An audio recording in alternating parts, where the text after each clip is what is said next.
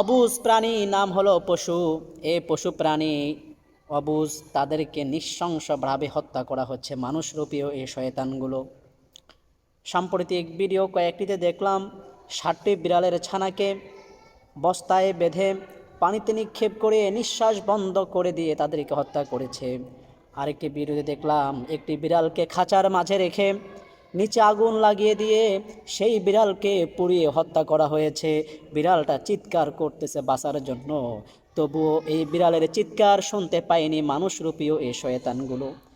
প্রিয় ভাইয়ারা আমার, মানুষ আশরাফুল মাখলুকাত, মানুষের পরে স্থান হলো এই সৃষ্টিজীবের প্রাণীকুলদের মাঝের স্থান দিয়েছে ইসলাম।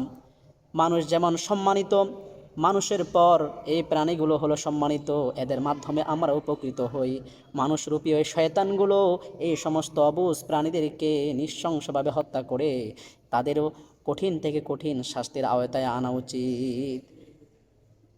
বনি ইসরায়েলের এক ব্যভিচারী নারী শুধুমাত্র একটি কুকুরকে, যে পিপাসায় অবস্থায় কাতর হয়ে লাফাচ্ছে, চিৎকার করতেছে, ব্যভিচারী নারী তার মৌজা খুলে কূপ থেকে পানি উঠিয়ে শুধুমাত্র পানি পান করিয়েছে, যার কারণে আল্লাহ রাব্বুল আলামিন তার জীবনের সমস্ত গুনাহ মাফ করে দিয়ে তাকে জান্নাতি বানিয়ে দিয়েছে।